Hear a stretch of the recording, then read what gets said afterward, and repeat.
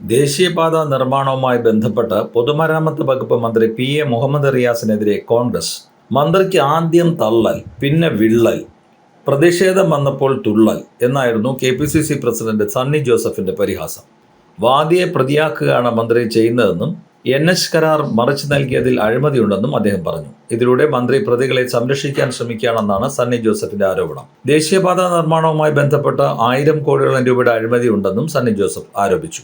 ദേശീയപാതയുടെ അശാസ്ത്രീയമായ നിർമ്മാണത്തിൽ മന്ത്രിക്കും പങ്കുണ്ട്. അതുകൊണ്ടാണ് പ്രതിപക്ഷം ഉയർത്തുന്ന ചോദ്യങ്ങൾക്ക് മറുപടി നൽകാതെ പ്രതിപക്ഷത്തെ തന്നെ പ്രതിക്കൂട്ടിലാക്കാൻ ശ്രമിക്കുന്നത്. ഇത് ഒരിക്കലും വിലപ്പോവില്ലെന്നും സണ്ണി ജോസഫ് പറഞ്ഞു. അതേസമയം മുതിർന്ന കോൺഗ്രസ് നേതാവ് KC വേണുഗോപാലിനെ കാലൻ എന്ന് വിശേഷിപ്പിച്ച് പൊതുമരാമത്ത് മന്ത്രി മുഹമ്മദ് റിയാസ് രംഗത്തെത്തി. KC വേണുഗോപാൽ ദേശീയപാത നിർമ്മാണത്തിന്റെ കാലനാകുന്നുവെന്നാണ് മന്ത്രിയുടെ വിമർശനം.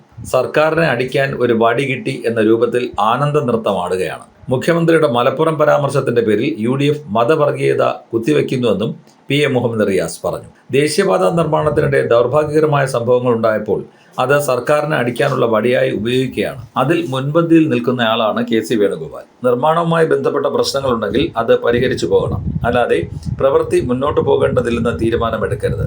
NH 66ന്റെ കാലനാകാനാണ് KC വേണുഗോപാൽ ശ്രമിക്കുന്നത്. കാലന്റെ പണിയെടുക്കാൻ നോക്കിയാലും പദ്ധതിയുമായി സർക്കാർ മുന്നോട്ട് പോകും. UDF ഭരിച്ചപ്പോൾ നടപ്പാക്കാൻ കഴിയാത്ത പദ്ധതി മുടക്കാനാണ് ശ്രമമെന്നും പദ്ധതി സമയബന്ധിതമായി പൂർത്തീകരിക്കുമെന്നും മന്ത്രി പറഞ്ഞു.